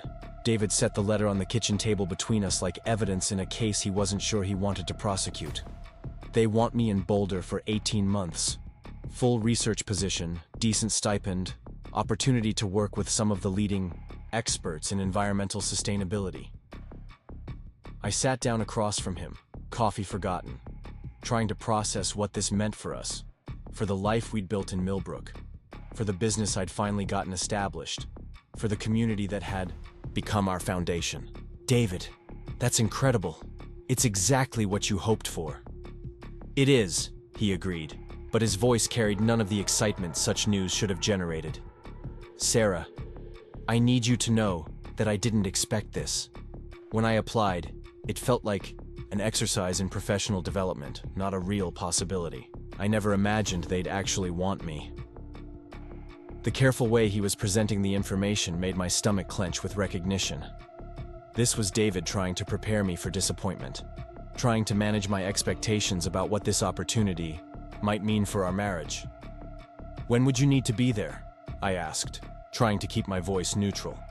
September 1st, less than 6 weeks from now. David reached across the table for my hand. Sarah, I know what this looks like. I know it seems like I'm choosing career advancement over our marriage, over the life we've built here. But that's not what this is. Then what is it? David was quiet for a long moment, studying our joined hands as if they might contain the answer to a question he was still learning how to ask. It's a chance to do work that could actually make a difference instead of just consulting for companies who want to appear environmentally conscious without changing anything substantial. It's research that could help farmers adapt to climate change, develop sustainable practices that work in real-world conditions. I could hear the passion in his voice when he talked about the work itself, the same passion that had drawn me to him in the first place. David at his best was someone who saw possibilities for positive change and had the knowledge to make them real. This fellowship represented everything he dreamed about professionally. But 18 months is a long time, I said quietly, voicing what we were both thinking. It is, David agreed. Sarah, I won't take this if it means losing you. I've spent too many years in a marriage where career decisions were made unilaterally, where one person's dreams automatically took precedence over the other person's needs. I won't do that to us. Before I could respond, Elena's voice drifted through our open kitchen window. She was talking to someone in her garden, probably Margaret, and their conversation carried the animated tone that suggested neighborhood news requiring immediate analysis and response. Did you tell anyone else about this yet? I asked. You're the first person I've talked to about it, David said. I wanted to process it with you before it becomes community property. The phrase made me smile despite the complexity of our situation. In the 8 months since our wedding, we'd learned that privacy in Millbrook was more theoretical than actual, especially when it came to significant life developments affecting beloved community members. David, I said, making a decision that surprised me with its certainty, you have to take this fellowship. Sarah, no. We can figure out another way. I can keep doing environmental consulting here, maybe expand into different types of projects. This opportunity isn't worth risking what we have. What we have is a marriage strong enough to survive 18 months of long distance, I said firmly. What we have is two people who fell in love partly because we each respected the other's dreams and ambitions. What we have is exactly the kind of relationship that should encourage both partners to pursue opportunities like this. David looked at me with an expression that mixed relief, love, and lingering uncertainty. Are you sure? Because once I accept, there's no changing our minds if it turns out to be more difficult than we imagine. I'm sure, I said, meaning it completely. Besides, have you considered that this might be an adventure for both of us instead of just a professional opportunity for you? What do you mean? I'd been thinking about expanding my painting business beyond Millbrook for months, considering whether I was ready to take on larger commercial projects or even try working in different geographic markets. The idea had been theoretical until this moment, but suddenly it felt like possibility rather than fantasy. I mean, maybe this is exactly the push I need to find out if Mitchell Painting Services can work in different markets. Colorado must have buildings that need painting, and 18 months is long enough to establish myself there without completely abandoning what I've built here. David's face lit up with understanding. You'd come with me? If you want me to.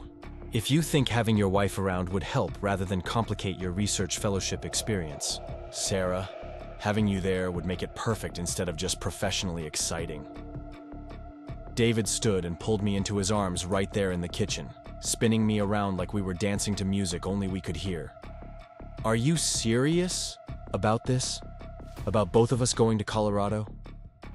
I'm serious about both of us going wherever we need to go to support each other's dreams, I said. That's what marriage means, right? Building a life flexible enough to accommodate both people's growth and opportunities? The sound of approaching footsteps on our front porch interrupted what was developing into a very promising conversation about mutual support and shared adventures. Elena's distinctive knock followed immediately, the kind of rhythmic tapping that announced she was arriving with information that couldn't wait for a more convenient time.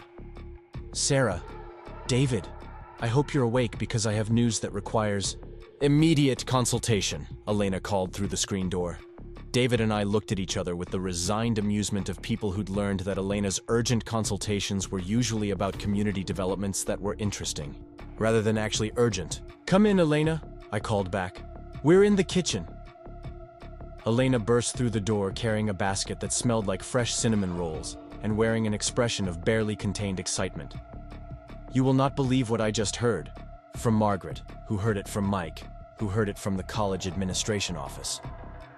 "Good morning to you too, Elena," David said with obvious affection. "Good morning, yes. Hello. Pleasantries later," Elena said, setting down her basket and fixing us both with the intense stare of someone about to deliver earth-shaking news. "Is it true that David applied for some kind of research position at a university in Colorado?" David and I exchanged glances that confirmed Elena's information network was functioning at peak efficiency despite the early hour.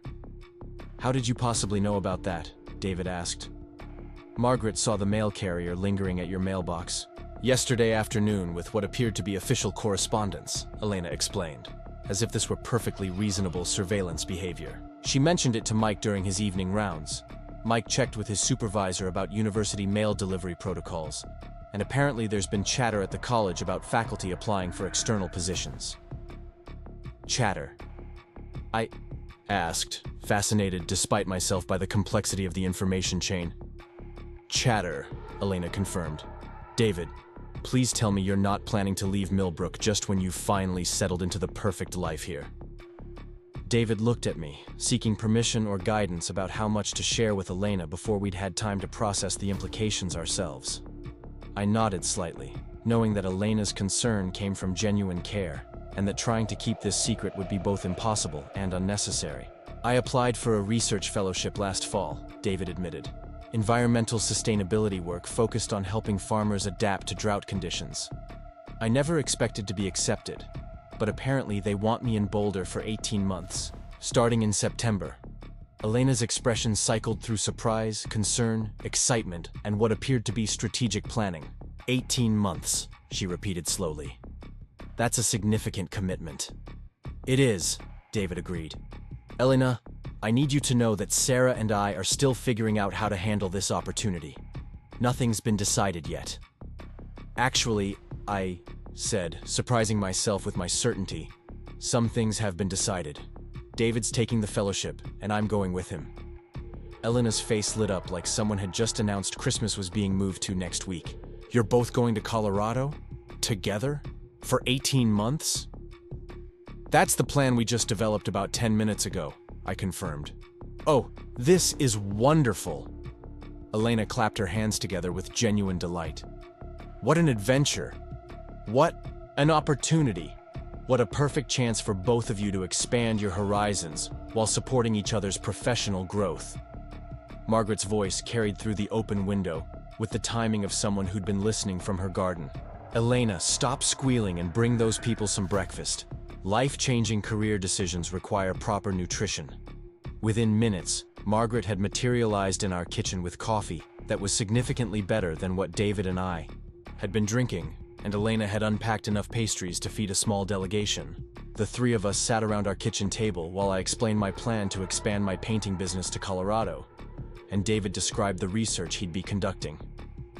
"This is exactly what you both need," Margaret declared with the authority of someone who'd lived long enough to recognize good opportunities when she saw them. "David, you've been getting restless with the consulting work here. Don't think we haven't noticed. And Sarah, your business has grown beyond what Millbrook can support long-term anyway." "What do you mean?" I asked, curious about Margaret's assessment of my professional situation. "I mean, you've painted every house in this neighborhood that needed painting. You've got a waiting list that stretches 6 months, and yesterday I overheard you turning down a commercial project because you couldn't fit it into your schedule," Margaret replied. "You need bigger challenges and bigger markets." Elena nodded emphatically. "Margaret's right. You've outgrown Millbrook professionally, but you've been too loyal to consider expansion seriously. The idea that my business success had created its own limitations was something I hadn't fully considered. But Margaret and Elena were right. I'd been turning down interesting projects because I couldn't accommodate them within my current capacity and geographic focus. Besides, Elena continued, 18 months isn't permanent. You'll be back, and when you return, you'll have experience working in different markets, knowledge about different types of projects, and probably contacts that will help you expand your business even further. Mike appeared at our back door at that moment, clearly drawn by the unusual amount of early morning activity in our kitchen.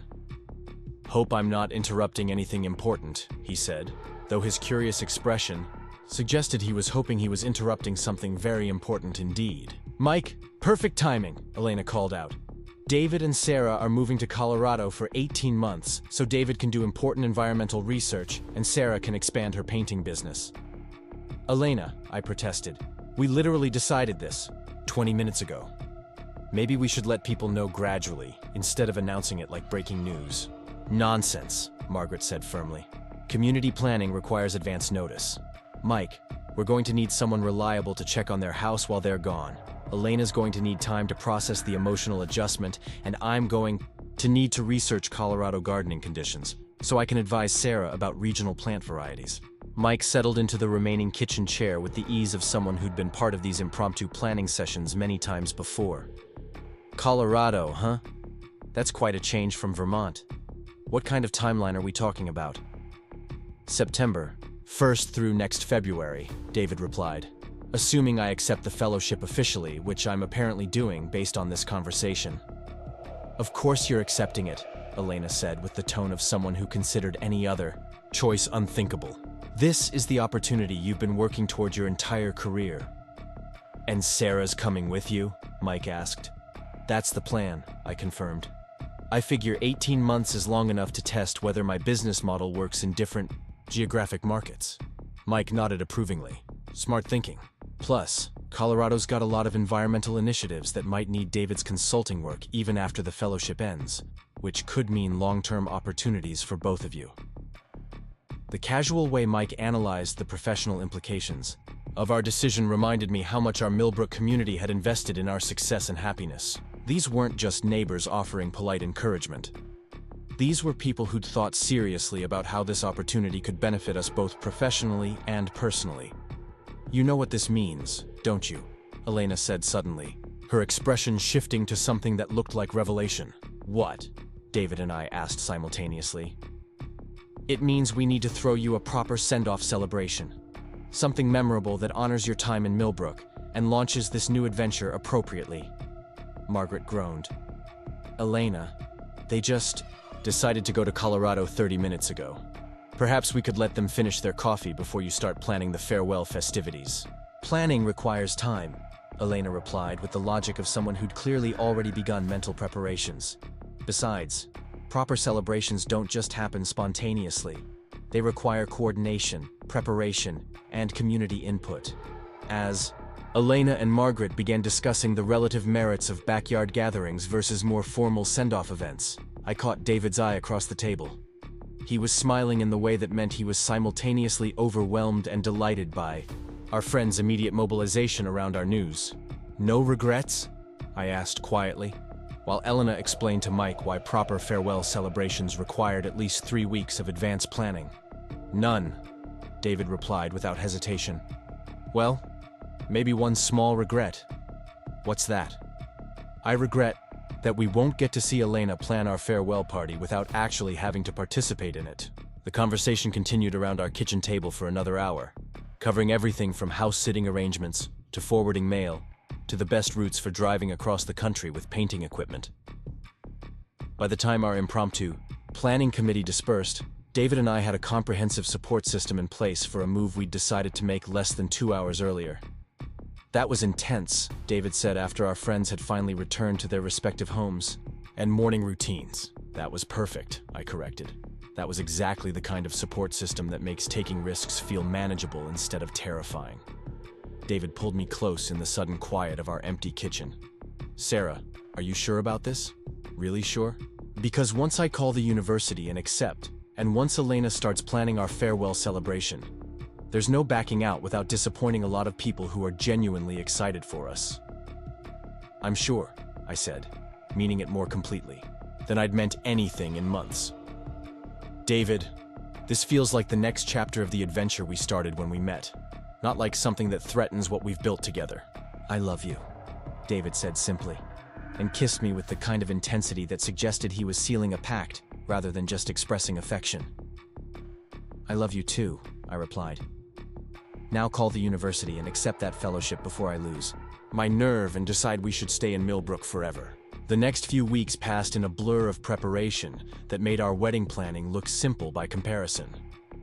Elena had indeed begun organizing a farewell celebration that was developing into something resembling a small festival. Margaret had appointed herself coordinator of house maintenance logistics. Mike had volunteered to oversee mail forwarding and general property supervision. I spent my days finishing current painting projects and researching the Colorado market for commercial and residential painting services. David divided his time between wrapping up consulting work for his Vermont clients and preparing for research he'd begin in Boulder. The community response to our temporary relocation had been overwhelming in the best possible way. Rather than treating our departure as abandonment, everyone seemed to view it as an exciting adventure that reflected well on Millbrook's ability to nurture people who went on to bigger opportunities. Jessica called within hours of hearing our news, her excitement about our Colorado plans evident even over a phone connection that made her sound like she was calling from underwater. Dad, this is incredible. I'm so proud of you for taking this risk. And Sarah, expanding your business to a new market is exactly the kind of strategic thinking that builds long-term success. Thanks, sweetheart, David replied. Though I have to admit, the strategic thinking was mostly Sarah's. I was still stuck on the logistics of being apart for 18 months. Which would have been completely wrong, Jessica said firmly. You two work better as a team. Colorado is lucky to get both of you. The last week before our departure brought a steady stream of neighbors stopping by with advice, contact information for relatives in Colorado, and food designed to sustain us during the cross-country drive. Elena had outdone herself with a farewell dinner that filled our backyard with everyone who'd become important to us during our time in Millbrook. As David and I stood in our beautifully painted house on our last evening in Vermont, surrounded by boxes and suitcases and the evidence of a life temporarily paused, I reflected on how much had changed since the morning I'd first arrived to paint his fence. Ready for the next adventure? David asked, wrapping his arms around me from behind as we looked out at the neighborhood that had become home. Ready, I confirmed, leaning back against him. Though I have to admit, I'm going to miss this place more than I expected. We'll be back, David said with certainty. This isn't goodbye to Millbrook. This is just see you later. Promise? Promise. Elena would never forgive us if we didn't come back to let her plan our return celebration. As we fell asleep that last night in our Vermont house, I thought about the conversation that had started this whole adventure. David's declaration about being ready for his first real marriage had turned out to be more prophetic than either of us had realized. Real marriage, it seemed, meant supporting each other's dreams even when they required temporary changes to the life you'd built together. The next morning, we loaded our cars with everything we'd need for 18 months in Colorado and began the drive toward our next chapter. In the rearview mirror, I could see Elena and Margaret and Mike standing in our front yard, waving like they were sending us off on a grand expedition rather than just watching us move temporarily to another state. Here we go, David said as we reached the edge of Millbrook. Here we go, I agreed, reaching across the space between our cars to squeeze his hand. Colorado was waiting, full of mountains and possibilities and work that would challenge both of us in ways we hadn't anticipated. But Millbrook would be waiting too, whenever we were ready to come home to the community that had taught us what real love and real support looked like. Sometimes the best marriages aren't just about choosing each other every day. Sometimes they're about choosing to grow together, to take risks together, to build a life flexible enough to accommodate dreams that require temporary detours from the path you thought you were following. At 51 and 34, David and I were learning that real marriage meant being brave enough to say yes to opportunities that scared you, as long as you were saying yes together. The mountains of Colorado were beautiful, the research work was groundbreaking, and my business expansion exceeded every goal I'd set. But the most important thing we discovered during those 18 months was that home isn't just a place you live. Home is what you build with someone when you're both committed to supporting each other's growth, no matter where that growth leads. We returned to Millbrook the following spring, tanned and confident and full of stories about drought-resistant farming techniques and commercial painting projects that had challenged everything I thought I knew about my profession. Elena had indeed planned a return celebration. Margaret had maintained our garden perfectly, and Mike had collected enough mail to require its own storage system. "So," Elena said during our first Sunday dinner back home, "what's the next adventure?" David and I looked at each other across the familiar table, surrounded by the people who'd loved us enough to encourage us to leave, and welcomed us back without any sense that we'd abandoned them. "We're thinking about starting a family," I said, the words coming out before I'd consciously decided to share that particular dream. Elena's squeal of excitement could probably be heard 3 towns over. Margaret smiled with satisfaction. Mike nodded approvingly. "Well," Margaret said with characteristic understatement, "that should keep you busy for a while." As we walked home that evening through the streets of Millbrook, past houses I'd painted and memories we'd created and neighbors who'd become family, I reflected on the strange and wonderful journey that had brought us to this moment. "No regrets about Colorado?" David asked, echoing my question from that morning when we'd first decided to go. "None," I replied, "but no regrets about coming home either." "Good," David said, stopping to kiss me under the streetlight where we'd first admitted we were falling in love. "Because I have a feeling this next adventure is going to require even more community support than the last one." Looking around at the town that had shaped us, the house that had brought us together, and the life we'd built through 2 years of changes and challenges and growth, I knew he was right. But I also knew we'd found the kind of community and the kind of love that could handle whatever adventures lay ahead. Sometimes the best stories don't end with happily ever after. Sometimes they end with happily ever growing together. Up next, you've got 2 more standout stories right on your screen. If this one hit the mark, you won't want to pass these up. Just click and check them out.